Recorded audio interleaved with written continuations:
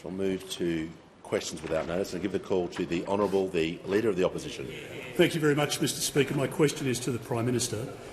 In January of this year, a record 125,410 visa holders arrived in Australia, far outstripping the housing stock available here in our country.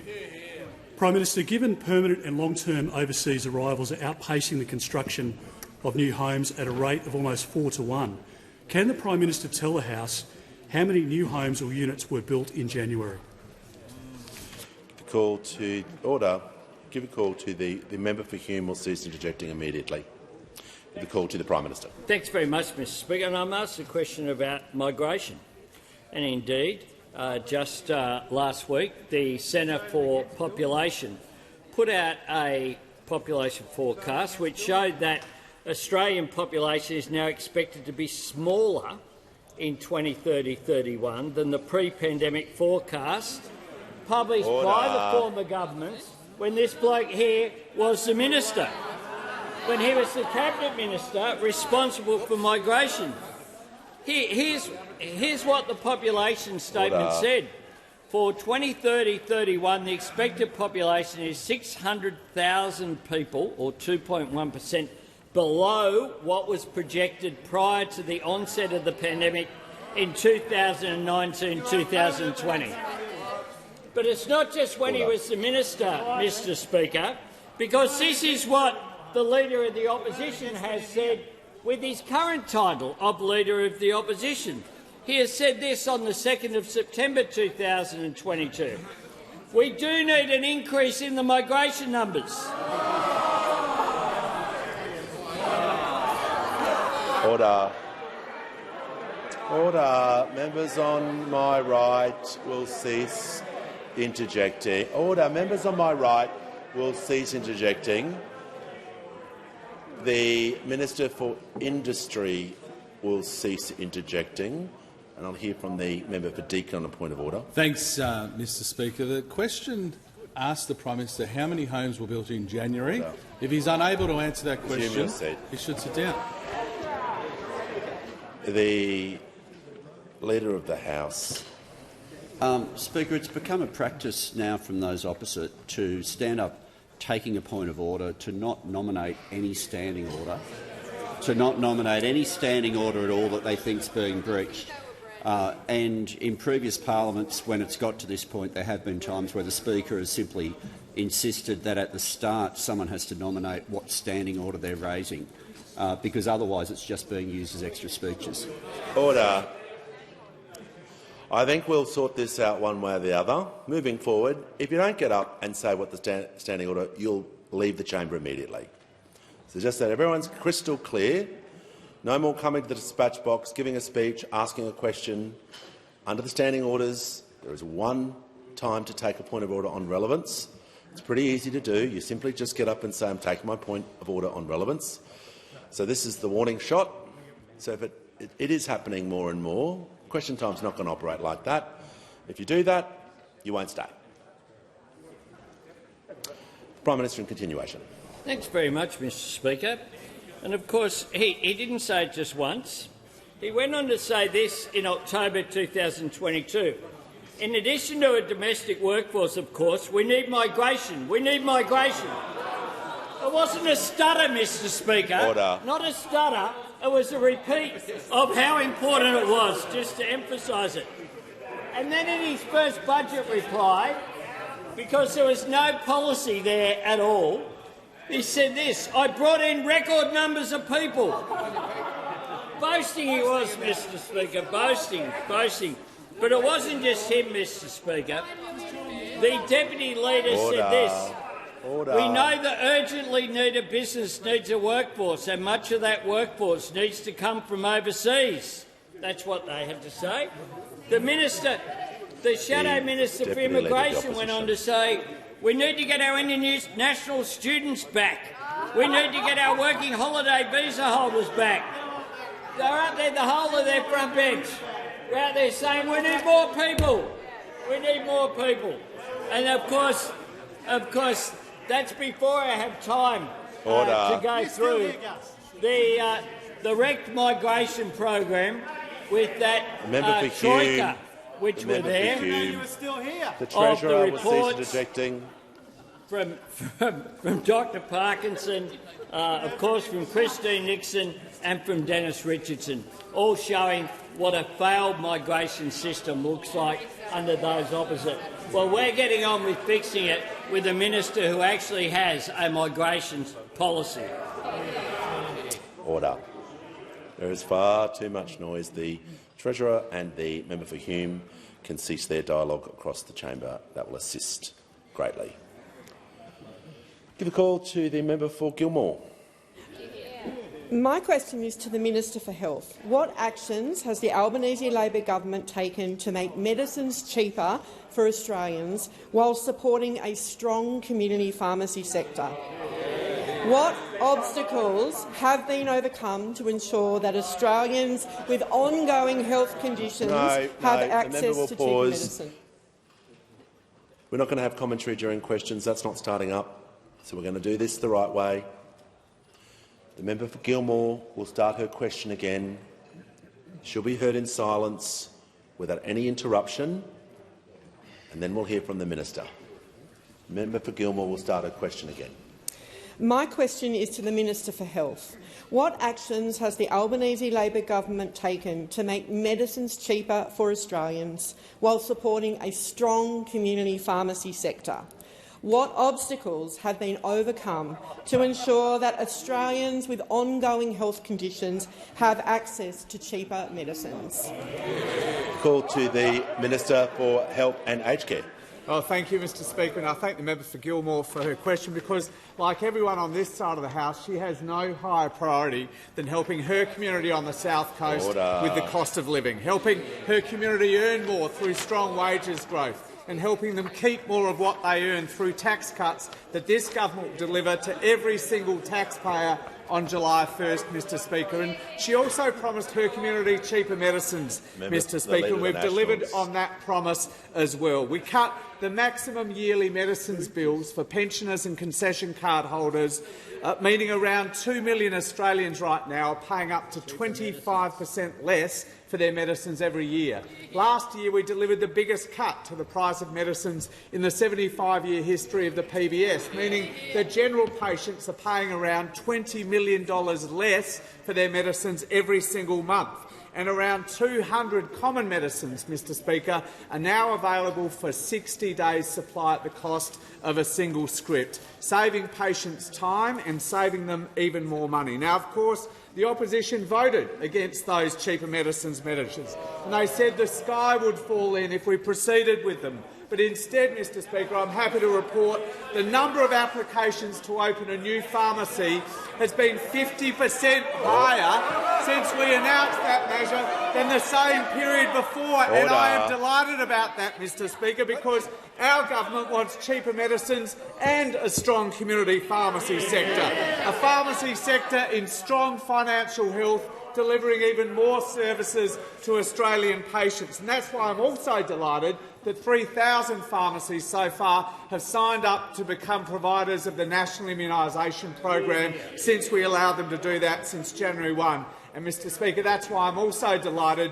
that we signed a heads of agreement with the Pharmacy Guild last week for a new community pharmacy agreement to start in July, delivering cheaper medicines, better patient outcomes and a strong community pharmacy sector, underpinned by an investment from this government of up to an additional $3 billion, which we're able to do because of the strong budget management of this government and this Treasurer. Now, Mr Speaker, this was a robust negotiation, no doubt about that. No doubt about that. And there's nothing wrong with that. We know that those opposite would have given in at the first hint of pressure. They would have wilted like a daffodil in a stiff summer breeze and left patients high and dry, paying more for their medicines, just like they did over that long decade. Well, that's not our approach, Mr Speaker. We were determined to get an outcome that was good for community pharmacy, but also good for patients. And that is what we did last week. Order. Give a call to the honourable member for Lindsay. My question is to the Minister for Climate Change and Energy. This government promised Australians a $275 cut on their electricity bill by 2025. But households in my electorate of Lindsay are owed $1,027 cut to deliver on this promise. Today's release of draft regulated prices for electricity confirm this government's failure to deliver, with annual bills in Western Sydney up 37% on early 2022. Will the minister admit this promise will never be delivered? Order. The member for O'Connor will cease interjecting. Order. Members on my left, give the call to the Minister for Climate Change and Energy. Appreciate it, Mr Speaker. I thank the honourable member for her question. And what the announcement by the Australian Energy Regulator today shows is that energy prices are stabilising and falling after the biggest energy crisis the world has seen in 50 years. And I would have thought, Mr Speaker, I would have thought that is welcome news for the House. Welcome news for the House. Now, nobody should underestimate the cost of living pressures that the Australian people are under, and the need to be constantly vigilant to do more to help Australians with those cost of living pressures, including when it comes to energy prices. But it is a welcome fact that the honourable member's constituents who are on the Ausgrid network, on the Endeavour Energy network, Mr Speaker, would have received a residential reduction in prices of up to 7%, and small businesses on the Endeavour network, which covers the honourable member's electorate, receive a reduction of 4.4%. Now, that's a good thing, Mr Speaker, and we welcome it, while recognising that there is much, much more work to do. Now, this is a result, Mr Speaker, of several things. These announcements today by the Australian Energy Regulator are a result of several events. They're the result of the coal and gas caps that have been put in place by this government, which those opposite voted against. They are the result of reducing international pressure. We pointed to the international pressure when prices went up. We point to the international changes when prices go down. They are the result of getting more renewables into the grid, Mr Speaker, because renewables are the cheapest form of energy. Always sets them off, but it's true. And it's also the result of a request by myself as the federal minister, supported by state ministers, to the energy regulator to prioritise the needs of consumers, which overturned a previous request from the former Minister for Energy, the former member for Kooyong, Mr Speaker, changing that direction to the Australian Energy Regulator, and that has been reflected in the results today. And these are all positive developments and a welcome development in the face of ongoing pressures. The minister will pause. Has the minister concluded his answer? The member for Lindsay on a point of order. Point of order on relevance. I specifically asked, will the minister admit his promise of $275?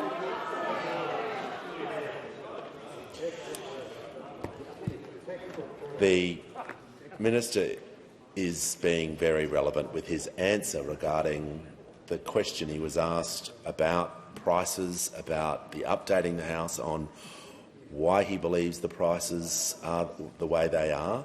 I can appreciate there was a part of the question that the member wants, but he can deal with the entirety of the question. That's what he's doing. The minister has 1 minute remaining. Thank you, Mr Speaker. I do appreciate the sensitivities of those opposite who voted against the coal and gas caps, voted against the energy rebates that were in the budget, which provided support to millions of households, Mr Speaker. I also understand the sensitivity of those opposite because this is the default market offer. The draft that was released today, that was released in accordance with the law, released openly and transparently. I did not sign a regulation to hide it. I did not instruct the Australian regulator today not to release it. It is possible to do such a thing, Mr Speaker. It has been done in the past. The former Minister for Energy signed such a regulation on the 31st of March 2022, which I tabled, Mr Speaker, signed by the member for Hume, instructing the Australian Energy Regulator not to release a 20% increase in power prices just days before the last federal election, which was a very dishonourable thing to do for the honourable member. Order. The House comes through. There's far too much noise from both sides of the chamber, so we're just going to take the temperature down. Give the call to the member for Swan. Thank you, Mr Speaker. My question is to the Prime Minister. How is the Albanese Labor government delivering on cost of living relief and making healthcare more accessible and affordable after a decade of cuts and neglect? Give a call to the Prime Minister. I thank the member for Swan for her question and for hosting me regularly in her wonderful seat in Perth, because she knows that making healthcare more affordable is one of the key elements of this government's plan. Making it more accessible is part of our plan for a better future, and that's why we've rolled out 58 urgent care clinics right around the country. That's why there'll be more included in our budget coming up in May. That's why the centrepiece of our last budget was tripling our investment in bulk billing, the largest ever increase in support for the Medicare system since Medicare was introduced. But the other element, of course, which the Health Minister has presided over, is the important reform of making medicines cheaper. First, we had the policy that we announced during the election campaign of a reduction from $42.50 down to $30 that came in on January 1. Now, since then, that has resulted in savings of around about $300 million. But there's more, Mr Speaker, because our historic 60-day prescription policy has already saved Australians $12 million between September and January alone. Most importantly as well, it means less trips to the doctor. It means less trips to the pharmacy. It means that people can get the care that they need for those regular prescriptions that they need, be it for diabetes or heart conditions, so that they can have that certainty of the availability of 60-day prescriptions. And importantly, there is now broad support for 60-day prescriptions, including from community pharmacies. The only people who are still opposing 60-day prescriptions are those opposite. Who say we want people to go to the doctor twice as often, we want them to pay twice as much, and we want them to be so inconvenienced. Now, we're supporting as well pharmacists to deliver more primary care services, something spoken about by those opposite but never delivered.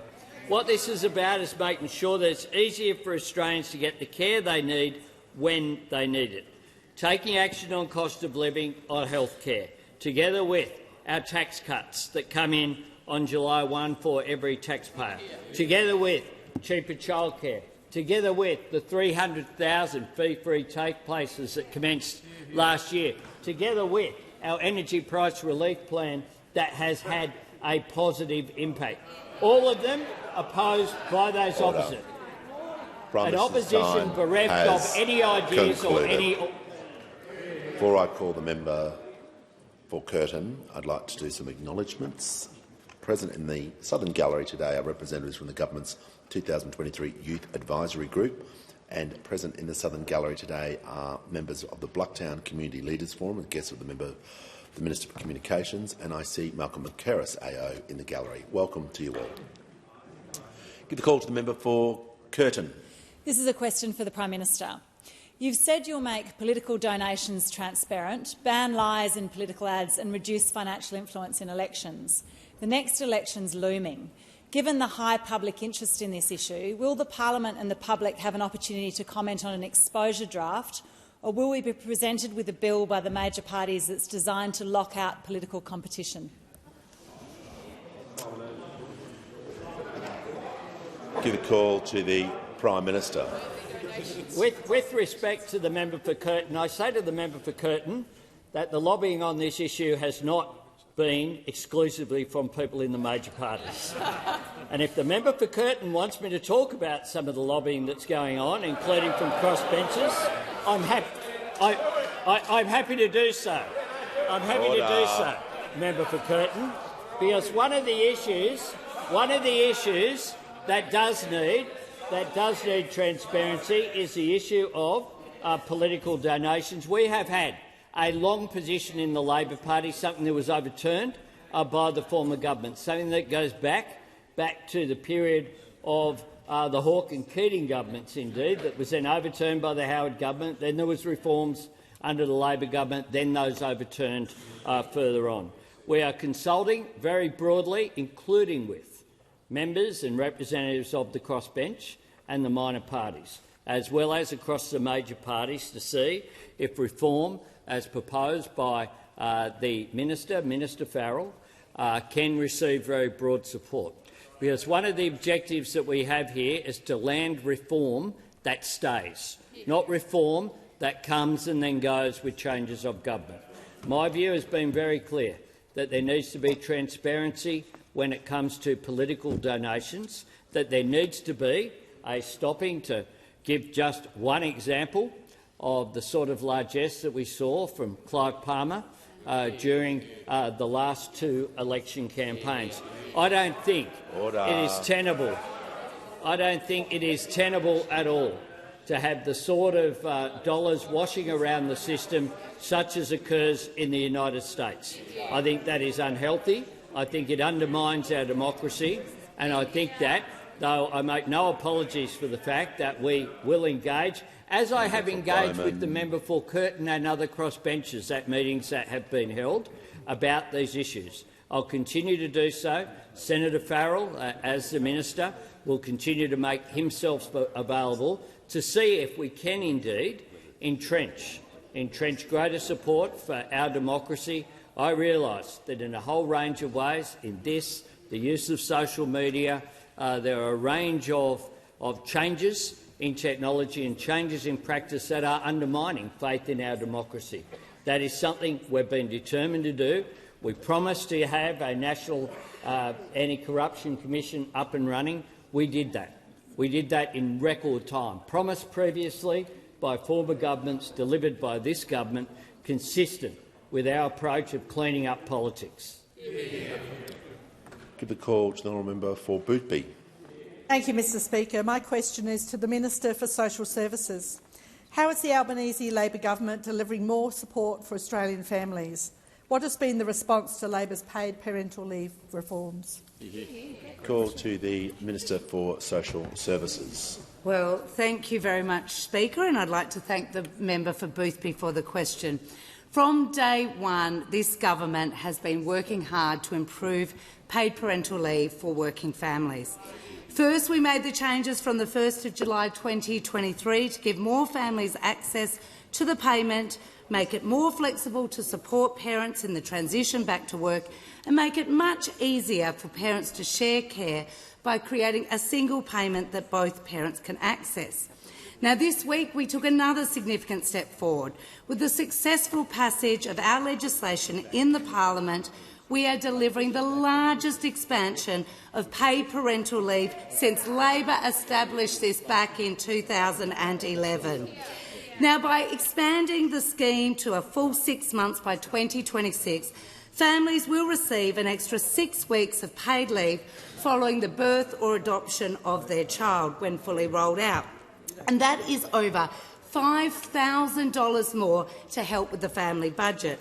But, Speaker, we are not stopping there. The Albanese government has recently announced that we will pay superannuation on the government paid parental leave scheme.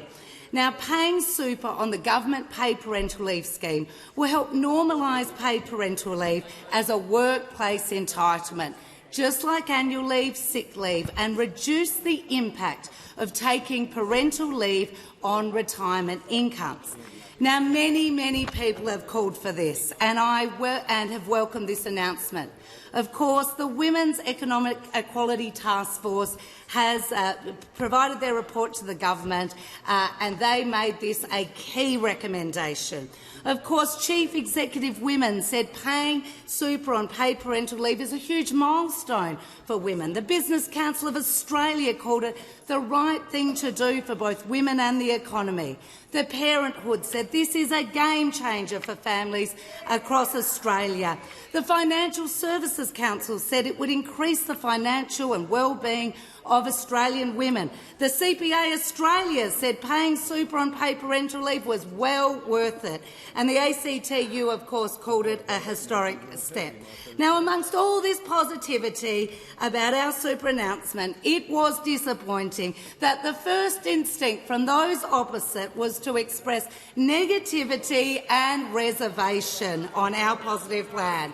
Now, this is not surprising, considering this is those opposite called women of Australia, the mums of Australia, double dippers when they dared to take their leave provided by their workplace and the government-paid parental leave scheme. Well, this government is standing up for working women, and we hope those opposite will too. Concluded. Order. Give a call to the member for Hume. Thank you, Mr Speaker. My question is to the Treasurer. The latest national accounts confirm that Australia is in an entrenched per capita recession, or a family recession. At the same time, disposable income per person, living standards, have collapsed by 7.5% under Labor. Right now, population growth is the only thing left driving the economy. Treasurer, why are hard-working families paying the price for this government's failed economic management? Call to the order. Give a call to the Treasurer. And your questions. Thank you, Mr Speaker. To those of you watching at home who thought that the Shadow Treasurer had been replaced, the good news, particularly for me, is that he hasn't.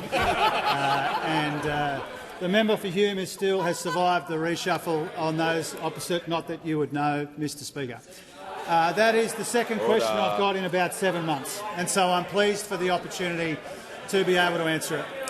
The Shadow Treasurer asked me about economic management, and I am absolutely delighted to get a question from him about economic management, because it gives me the opportunity to explain to him and to the House and to the country the progress that has been made in cleaning up the mess that he and his colleagues on the front bench over there left behind.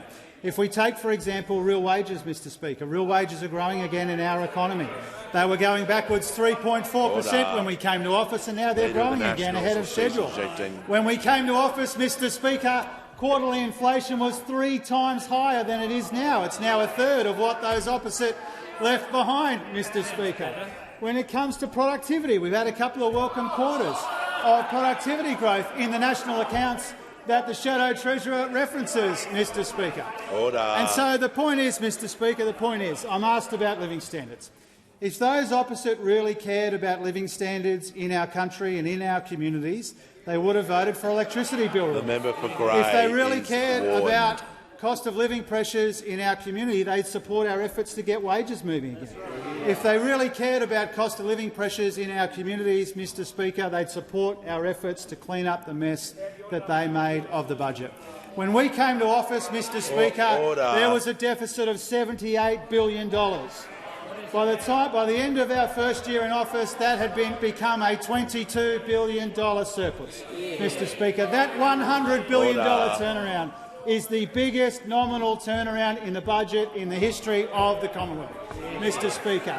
And it shows that when we came to office, when the Shadow Treasurer was busily trying to hide price rises in the economy and the electricity market, as the Energy Minister said a moment ago, when he was one of the worst-performing ministers in one of the worst governments since Federation, he handed to us, and they handed to us, real wages going backwards, inflation absolutely galloping. There was debt and deficit as far as the eye can see. We were paying far too much to service the debt that they left behind, the $1 trillion of Liberal debt. Now, we are under no illusions, Mr Speaker, about the challenges in the economy. We know our economy is slowing. I said that when the national accounts came out. I also pointed out in per capita terms that it happened on 6 different occasions under those opposite, that the economy went backwards in per capita terms. Order. It happened in 6 different occasions, Mr Speaker. He really should understand that before he asks a question like that. I'll see him in 7 months. Order. The member for Hume will cease interjecting, or he'll be warned. The member for Hume, I just said cease interjecting, and don't respond. Don't say anything. Trust me. And the Treasurer will also stop interjecting. So I can hear from the member for Solomon. Thanks, Speaker. My question is to the Minister for Education. What is the Albanese Labor government doing to build a better and fairer school education system in the Northern Territory? Call to the Minister for Education. Thanks, Mr Speaker, and can I thank my good friend, the sensational member for Solomon, for his question. The Northern Territory has some of the most disadvantaged communities in the country, and it also has at the moment the most underfunded schools in the country. At the moment they're funded at less than 80% of what David Gonski said they should be. In other words, 1 in 5 kids in class in the Northern Territory today aren't being funded at all. In other words, they're not getting the support they need and that other children take for granted to learn to read and write and finish school. And until last week, that wasn't supposed to be fixed until 2050. That's the date when they were expected to hit 100% of what David Gonski said they needed. What we announced last week is that we are bringing this forward by more than 20 years. To do that, we're going to double Commonwealth government funding to public schools in the Northern Territory. Mr Speaker, this is the biggest new investment in schools in the Northern Territory by the Commonwealth government ever. Ever. And it is not a blank cheque. As I've said here and elsewhere, we are going to tie this funding to the sort of things that help children who fall behind to catch up and keep up and finish school and then hopefully go on to TAFE or to university. It's also part of a bigger plan with every state and every territory to fund all public schools properly, where the Australian government chips in and where the states chip in, just like the Northern Territory government has chipped in, and where we tie this funding to real reforms. But the Northern Territory is different. The disadvantage there is bigger and the challenge is bigger. Today, right around the country, children are doing NAPLAN tests. And if the last few years are a guide, then 1 in 10 of the children sitting those tests won't meet the minimum standards that we set for them. In the Northern Territory, it'll be 1 in 3 children who won't meet those standards. So the challenge is huge. That's why what we announced last week is so important. Because if we're serious about helping those children who are falling behind, who are behind, then this is what we've got to do. Fund the schools that they go to properly and tie that funding to the sort of things that help those children who fall behind to catch up and keep up and finish school. And that includes things like catch-up tutoring. We want to build a country where no one's held back and no one is left behind. And they're not just words, they are backed by action. And that's what this $1 billion investment in Northern Territory schools is all about. Mr Speaker, this will be a game-changer for the Northern Territory and a life-changer for the children who live there. The call to the Honourable Deputy Leader of the Opposition. My question is to the Minister for Industry and Science. The minister has previously applauded Lucas Heights as, quote, the home of Australia's nuclear capabilities, and in 2023 he declared, quote, Australia will celebrate 70 years of safe and practical stewardship of nuclear reactors and associated technologies. Can the minister inform the House where the nuclear waste from Lucas Heights is stored? Order. The member for Grey will leave the chamber under 94A. Was on a warning there to be no interjections while people are approaching the dispatch box, just as there to be no interjections while people are asking questions as well. Order. The Minister for Industry and Science has the call. Thanks, Speaker. As the Deputy Leader of the Opposition knows, this has been a long-running issue, some of that waste being stored on-site while we're waiting to actually find a location to store it long-term. You heralded in the last parliament a proposed solution about how this would all work out, and then the courts found that that was all non-workable and it was all stuffed up, all as a result of those opposite. All a result of those opposite. We are currently, ANSTO has informed me that they are quite able to store in the short term those low levels of radioactive waste, while a longer-term answer is found. And we would certainly welcome, but are not holding our breaths, for a bipartisan response or an approach to that. But in the absence of that, we will get the job done. Order. Give the call. Order. Order. When the House comes to order, the Minister for the Environment will cease interjecting before I ask a question. So will the Leader of the Opposition. Order. We're just going to have the chamber return to order so I can hear from the member for Chisholm. Thank you so much, Speaker. My question is to the Treasurer. What does the Independent Reserve Bank's decision on interest rates mean for the economy? Give the call to the Treasurer. Thank you, Mr Speaker, and thank you to the wonderful member for Chisholm for her question. The Independent Reserve Bank has kept rates on hold at 4.35%, and they've pointed to the fact that inflation is moderating in line with their forecasts. Interest rates have now been on hold for more than 4 months. By the time that the Reserve Bank Board next meets, that will have been 6 months without an interest rate hike. This gives homeowners and small businesses some of the certainty that they need and deserve in difficult times. It's a reflection of the Treasurer will pause. The member for Fisher has interjected around 18 times between yesterday and today. He's warned, and he won't interject.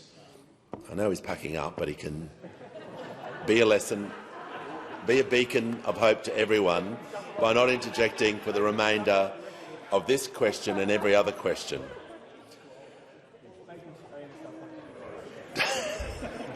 The Treasurer has the call. Thank you, Mr Speaker. This decision is a reflection of the good progress that we are making as a country in the fight against inflation. It gives us confidence that inflation is moderating in welcome and encouraging ways. Inflation has come off very substantially since its peaks in 2022. And as I said a moment ago, in quarterly terms, inflation is now around a third of what we inherited from those opposite. And we know from the Australian Bureau of Statistics that our policies are contributing to that moderation in inflation. We've got the budget restraint, which has given us the first surplus in 15 years, but we also know that the combination of our policy on electricity bill relief, early childhood education and rent assistance has also taken about half a percentage point off the CPI. Now, we also know, Mr Speaker, that it's not anything like mission accomplished because people are still under considerable cost of living pressure. This is why our cost of living relief, including our tax cuts, is so important, and it's why it has been designed to take the pressure off inflation rather than add to these inflationary pressures. And it's also why we've ensured that we can fund tens of billions of dollars in cost of living help at the same time as we clean up the mess that those opposite left behind in the budget. So people are under pressure, Mr Speaker, we acknowledge that. But because of our efforts, people are earning more, they are keeping more of what they earn, inflation is moderating, the budget is in better nick, and the default market offer, as the Energy Minister said a moment ago, shows price reductions in the electricity market. Now, the Reserve Bank Governor has said before that our efforts in the budget have been very positive and very helpful in this fight against inflation. And the Governor will have an opportunity to expand on and explain the decision that they've just taken today because of the press conferences that Governor Bullock has undertaken to do after each decision. I think this is a really good change. It has been well supported and it has been well received. It's one of a number of really important initiatives that came out of the Reserve Bank review undertaken by this government, and I encourage the parliament to support the other review recommendations as well. Honourable member for Canning. Thank you, Mr Speaker. My question is to the Minister for Defence. When will the government announce where the nuclear waste and end-of-life reactors of the nuclear submarines will be stored? Can the minister rule out any state or territory? Call to the Deputy Prime Minister and Minister for Defence. You won't be alive. Order. Well, I thank the Minister has the call. Thank you, Mr Speaker. I thank the member for his question. The answer to the second part of the question first is we won't rule out any state or territory. But in answer to the first part of the question, the first nuclear reactor that we will need to be dealing with comes into play in about the 2050s. So we do have time in which to go through a process by which we determine where that nuclear waste will be stored. Now, part of being a responsible nuclear steward in the context of AUKUS is that we take responsibility for the full nuclear cycle, which includes the disposal of the reactors. We take that very seriously. We have indicated that we will go through an exhaustive process to assess where that will occur. The one statement that we've made to this point in time about where is that it will happen on the current or future defence estate. The call to the honourable member for Lingiari. Speaker, my question is to the Minister for Resources. Minister, how is the Albanese Labor government supporting Australia's critical mineral industry to boost the economy and support more jobs and opportunities for Australians? The call to the Minister for Northern Australia and the Minister for Resources. Thank you very much, Mr Speaker, and I want to thank the exceptional member Lingiari for that excellent question. Mr Speaker, the Albanese Labor government is taking significant action in support of the critical minerals and rare earths industry of Australia. In Darwin last week, with many of my colleagues, I announced over $800 million of support from the Albanese government to Arafura Rare Earths to help deliver Australia's first combined integrated rare earths mine and refinery. The importance of this rare earths project cannot be underestimated. It will sit 125 kilometres north of Alice Springs. It will bring 300 new jobs and deliver $1.4 billion of benefits right across the Great Northern Territory. This is a job-creating economic boost for Alice Springs. And importantly, for the communities of Alice Springs and right across the top end, Arafura has set and is determined to meet their 20% Indigenous employment target. The project is an ambitious step forward for our rare earths and critical minerals industry. It will open up new, secure supply chains and ultimately supply 5% of global rare earth oxides. And people may well ask, Mr Speaker, what do you use rare earth oxides for? Well, they're very important to power the green energy revolution. They are integral ingredients in super-strong magnets. They go into all sorts of green technologies, including electric vehicles. They are important for everyday mobile devices and laptops. They go into defence applications. So these rare earth oxides that were produced just north of Alice Springs will be vitally important. Mr Speaker, as you know, traditional resources exports of iron ore, coal and LNG are the bedrock of our national prosperity. The new resources industry of rare earth and critical minerals builds upon this exceptional tradition and will create more opportunities right across the country. The Nolans Rare Earth financing package includes $500 million under the Critical Minerals Facility, up to $115 million on Export Finance Australia's commercial account and $200 million from the Northern Australia Infrastructure Facility. And this financing will draw in another $840 million of finance from international equivalents of our Export Finance Australia, as well as commercial banks from Germany, France, Canada and the Republic of Korea, demonstrating how important international cooperation and collaboration is to develop the rare earths industry in this country. The road to net zero runs through Australia's resources sector. The road to net zero will run through the Arafura Nolans project just north of Alice Springs in the Great Top End in the Northern Territory. The call to the honourable member for Indi. Thank you, Speaker. My question is to the Minister for Infrastructure, Transport, Regional Development and Local Government. Last year, I welcomed the government's announcement of the $500 million housing support program to fund housing-enabling infrastructure. It's what I've been calling for almost 2 years. But now, more than 7 months later, there are no guidelines, no applications, no dollars, no new houses. When will housing support program money actually start to flow? Give the call to the Minister for Infrastructure, Transport, Regional Development and Local Government. Can I thank the member for Indi for her question and her interest in the housing support program, and I also note her long-standing commitment to ensuring that regional communities like mine do have the housing and the infrastructure and funding that they need to thrive. I am very pleased to advise the member that it is the intention of myself and my colleague, the Minister for Housing, to open this program next week. In terms of this, it will be the first round of the program in addressing planning capacity, with the second round to be focused on infrastructure and services to be opened shortly thereafter.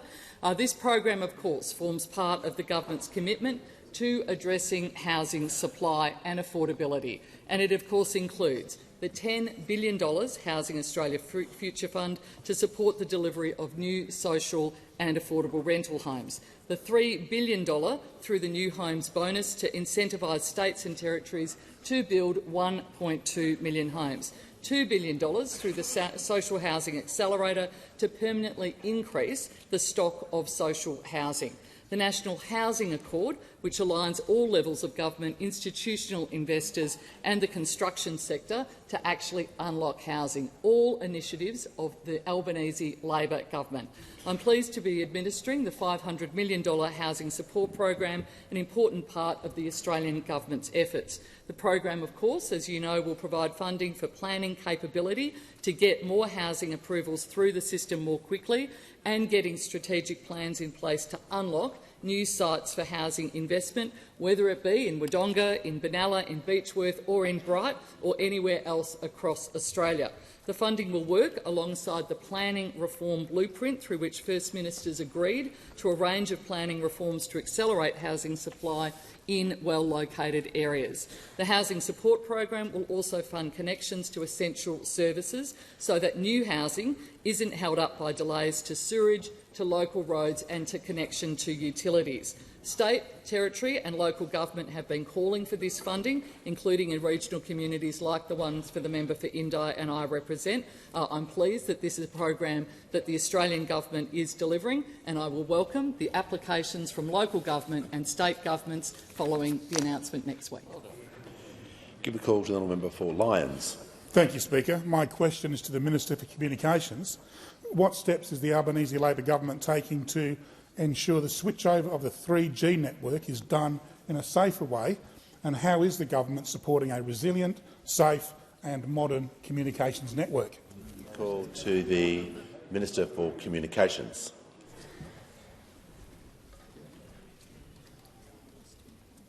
Thank you, Mr Speaker, and I thank the member for his question. Members may be aware that Australian 3G networks are being switched over this year, and this impacts different devices in different ways. There are devices that rely solely on 3G, including 3G-only handsets, some FPOS machines and medical alarms. 3G-only handsets won't be able to make any calls after the switchover, and that will be apparent to users. The industry has been identifying and contacting customers with these devices. However, there's also a subset of 4G handsets that use 4G for voice and data, but are configured by the manufacturer to use 3G for 000 calls. Now, this category of handset is of more concern because it won't be apparent to users that their handset can't call 000 after the switchover. They'd only discover this during an emergency. My department has been seeking information on this issue to determine the scale, the scope and the actions being taken by industry. I was recently briefed and learnt that up to 740,000 devices may be impacted. Based on this advice, and particularly the scale, I am not satisfied that adequate efforts have been made by industry to identify and inform their impacted customers. Immediate action is needed, and that's why I've tasked mobile operators to establish a new working group so industry collectively acts to improve their customer and handset identification and public information on this matter. I've asked Telstra, Optus and TPG to give me their action plans by the 25th of March and fortnightly updates, and I've told CEOs directly that consumers must have easier ways to check if their handset is affected. Mr Speaker, the government takes this issue extremely seriously and will continue to monitor the switchovers and note that options exist in law, including potential proposals to delay 3G switchovers if that is in the public interest and subject to consultation processes. Mr Speaker, Australians rightly expect the 000 service can be relied on when they need it. It's one of the most critical public interest requirements for mobile carriers. the industry is now on notice to resolve this as an absolute priority. Telecommunications should enrich people's lives and support public safety, and that's why we're investing over $2.2 billion to strengthen our networks, including mobile network resilience and much-needed technology upgrades to the NBN, enabling speed boosts and helping Australians to get more for what they pay on their telco bills. The government understands that telecommunications services are vital, and we're making it a priority to keep Australians safe, connected and informed. You call the honourable member for Canning. Thanks, Mr Speaker. My question is to the Deputy Prime Minister. Can the Deputy Prime Minister confirm HMAS Stirling, in my home state of Western Australia, will be the home of Australia's future nuclear reactor-powered submarine fleet? Is the Minister aware of any safety concerns for local residents? Give a call to the Deputy Prime Minister and Minister for Defence. Absolutely hilarious. Order. Minister. Scary or not scary? Who did your tactics? Thank you, Speaker. Can I thank the member for his question? Yes, as the member knows, Fleet Base West, HMAS Stirling, will be the home of both Surf West and the future nuclear-powered submarine capability that Australia operates.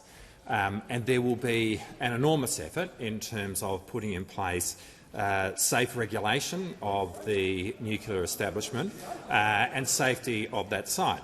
We are, of course, talking about nuclear reactors which are of a size that they will— Order. The Minister will pause and I'll hear from the Leader of the Opposition on a point of order. Thank you very much, Mr Speaker. On relevance, the Minister was asked, is the Minister aware of any safety concerns for local residents?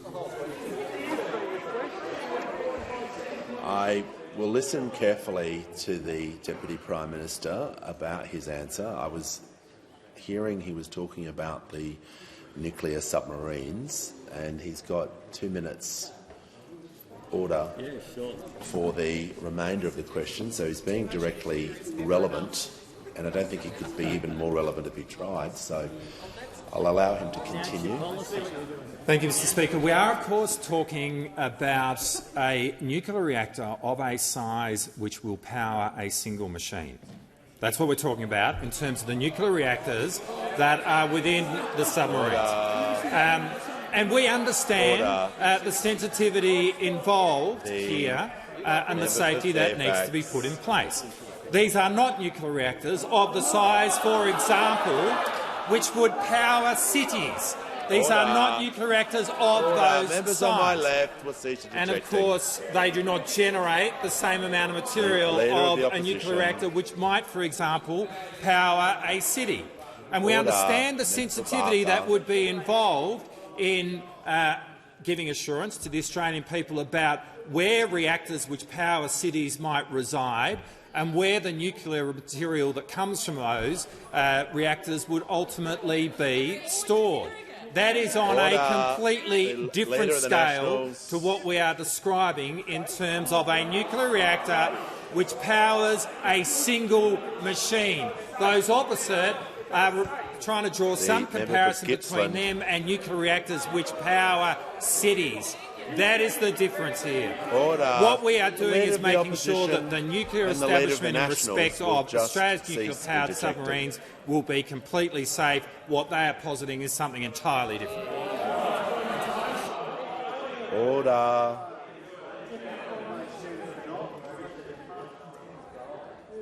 Order. Keep the call. Order. When the House comes to order, we'll hear from the member for Fremantle. Thank you, Mr Speaker. My question is to the Treasurer.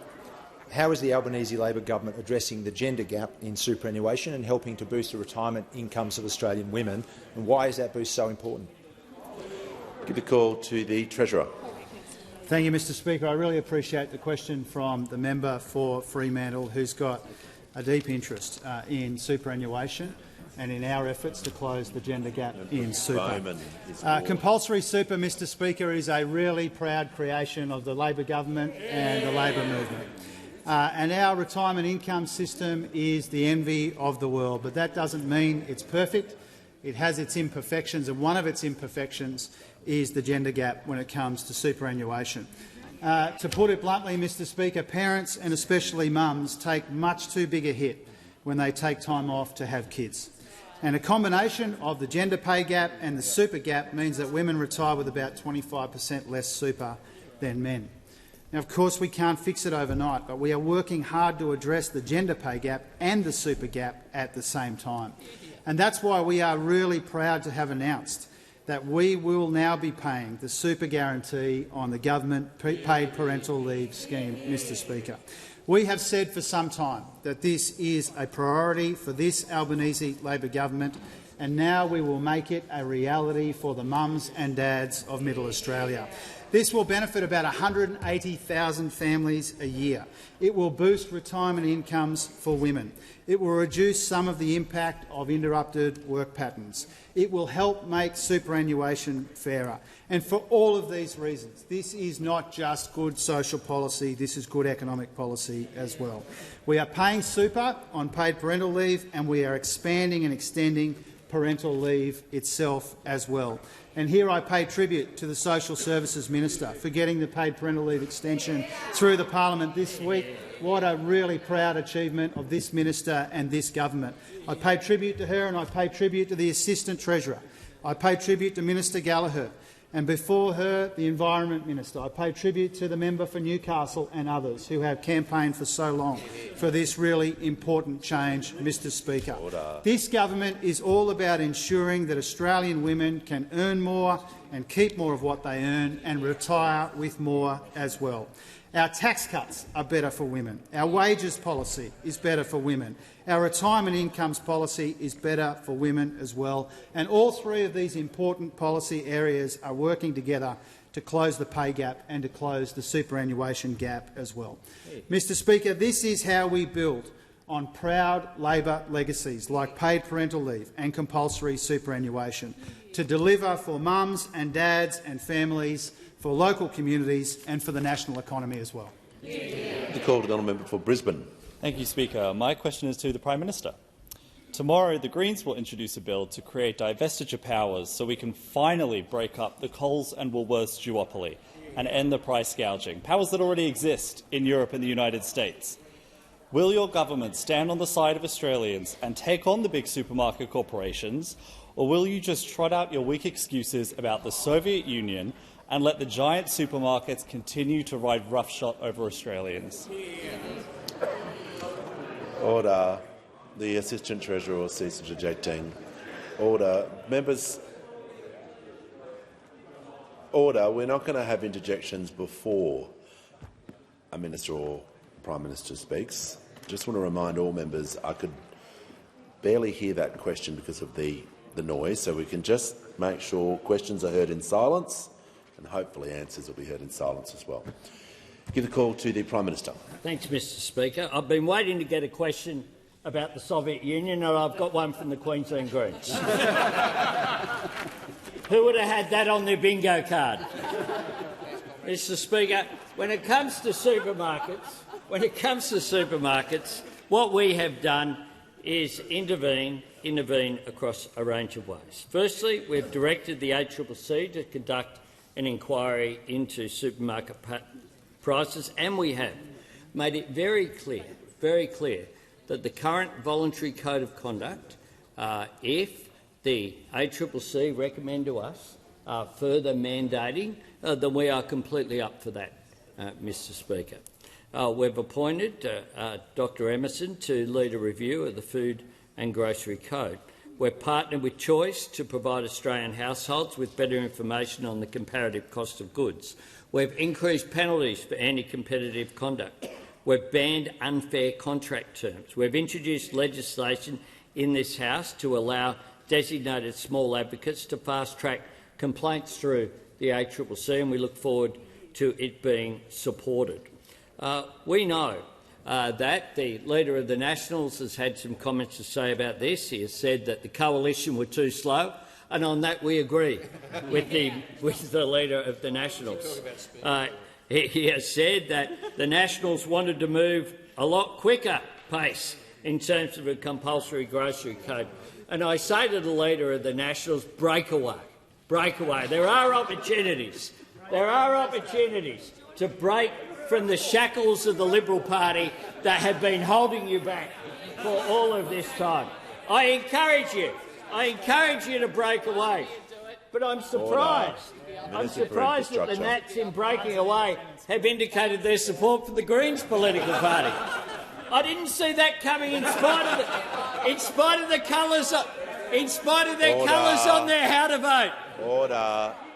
The Leader of the National Party is now saying that the tail, instead of being at the back of the Liberal Party dog, will be there, wagging away in conjunction with the Greens. Well, what we will do, what we are doing, is putting forward, as a result of the ACCC, we will take those recommendations seriously. We will come to the parliament. We know that there is more has to be done. We know that when a farmer gets less for their product, that should translate through to cheaper prices at the checkout. And I say to the member for interjecting, mate, you were there for 10 years. 10 years. Did absolutely nothing. We have acted more in our under 2 years than you did in a decade. Concluded. The member for Fenner will leave the chamber under 94A.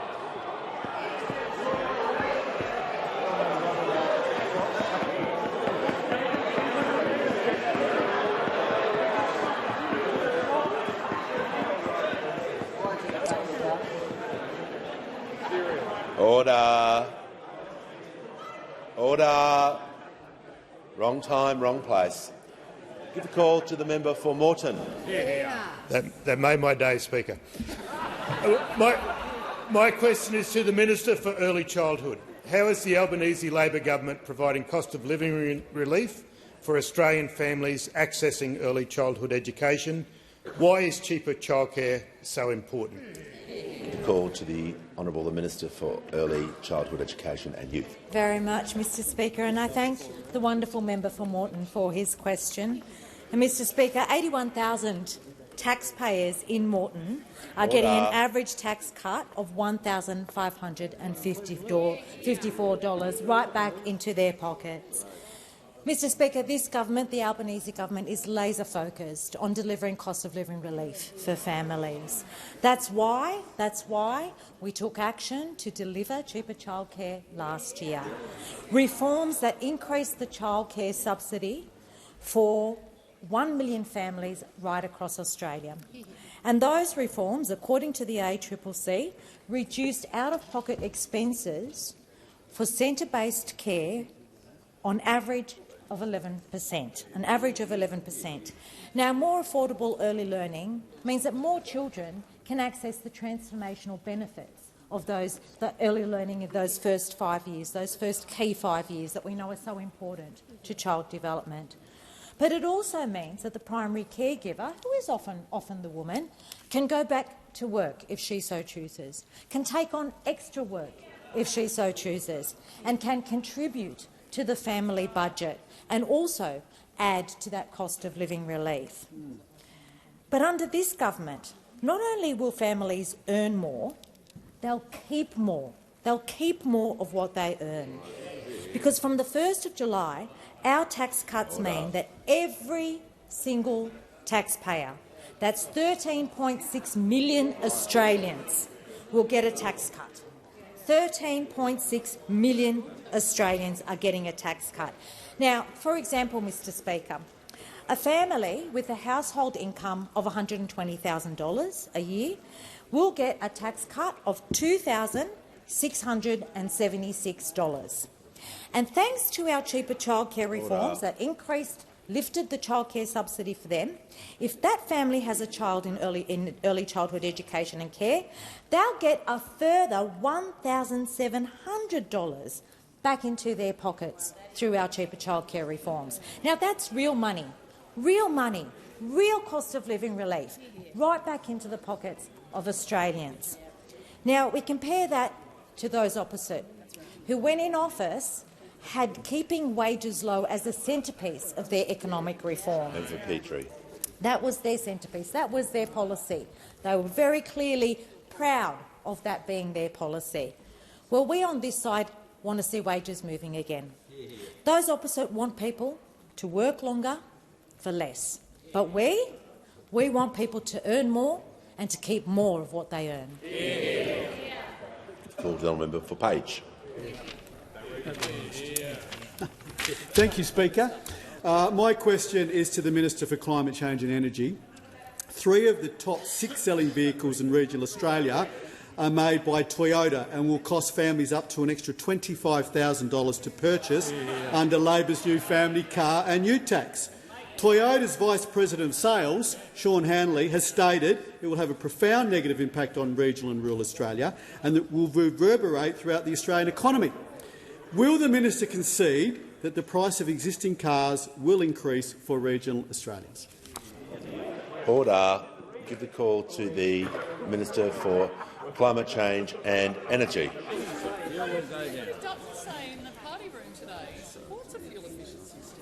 Order. The Minister has the call and be heard in silence. Well, thanks very much for the question and thank you for the call, Mr Speaker. Mr Speaker, this is a continuation of the misinformation that those opposite like to peddle, and we will continue to point out the facts, Mr Speaker, with some support from those honourable members opposite who know the facts, like the member for Bradfield, who pointed out that the evidence from overseas was that there would be no material change in the price of any vehicle and that they would not expect any material change in the price here, Mr Speaker. That was the member for Bradfield when he actually stood for something and actually argued for reforms that he believed in, Mr Speaker, which is a change in events. Now, in relation to the question, I make a number of points. Firstly, as Farmers for Climate Action and others have pointed out, they laugh, they scoff. Anybody they disagree with, they scoff at. The member they scoff for New at England. Farmers for Climate Action over there, who've called exactly for these reforms and pointed out that rural and regional drivers have a lot to gain from these reforms. And I also point out in relation to price impacts, which I'm asked about by the honourable member, that the FCAI, the peak group which has made claims in this case in terms of price impacts, said on the weekend, clarified their position and said this is not a forecast on price impacts, which is a considerable change. Now, Mr Speaker, the fact of the matter is this. As we've said before, it is time for Australia to catch up with the rest of the world. These standards were introduced in the United States in 1975, in Japan in 1985, in China in 2005, in South Korea in 2006, in the European Union in 2009, in Canada, a country with similarities to Australia and differences, but Canada in 2011, Mexico in 2013, India in 2014, Saudi Arabia in 2016 and New Zealand in 2023. Now, Mr Speaker, it's also the case that those opposite could ask us why we aren't going further. Because the model that we are proposing, the Minister for Transport and I, has lesser standards than those in New Zealand and Europe. We are being less onerous in terms of what we're asking car companies to do, and also the Minister for Transport and I have been consulting widely with industry. We didn't have to do that. We could have just introduced legislation and pushed it through. We run a consultative government which listens to people, works with people and takes on board sensible suggestions as how we can best implement our policies. And that's exactly what the Minister for Transport and I have been doing, working with those in the industry who do recognise the need to bring better and more fuel-efficient cars to Australia and recognise that government leadership is important to help them do so. The call to the Chief Government Whip. Thank you, Speaker. My question is to the Prime Minister. Why, Prime Minister, is the government focused on renewables with firming capacity for future energy needs? What alternatives to the government's plans have been proposed? The call to the Prime Minister. I thank the Chief Government Whip for her question, and indeed the government is very focused on the fact that renewables are the cheapest form of new energy and that firming capacity through gas or the use of batteries will be important in driving that home. But we have had some alternatives floated, Mr Speaker, and one of those The Leader of the Opposition's media team were round the gallery yesterday saying they were going to make a decision last night. And it was going to be announced their nuclear policy. But today he went to the party room and he said, well, there are a few details that were outstanding. Just four. Safety, disposal, cost and location. So apart from safety, apart from the disposal, members on my right will cease interjecting. apart from where they're going to go, it's all sorted out. Opposite. Good news, team. Good news. Other than that, everything's ready to go. Ready to rip. We just need to buy the land, pour the slab, build the walls and put the roof on, then we have a new house. Unbelievable. In fact, nuclear power is a lot like the Liberal Party, Mr Speaker. No help to anyone today, completely wrong for Australia's future and notorious for waste that takes forever to clean up. But we've been cleaning up their waste, Mr Speaker. And this farce shouldn't come as a surprise. This is a mob who thought the NBN should be built not with fibre but with copper wire. This is a mob that were promising commuter car parks where there were no train stations. It's amazing they're so opposed to turbines, Mr Speaker, when you consider how much wind they generate. Over and over again, Mr Speaker. Now, Mr Speaker, the climate is changing, but they never will. They had 22 policies on energy in opposition. Now they've come up with a 23rd, but they can't land it. Couldn't land it in government, couldn't land it in opposition. The truth is, Mr Speaker, that during their decade in office, 24 of the country's coal-fired power stations announced they would close.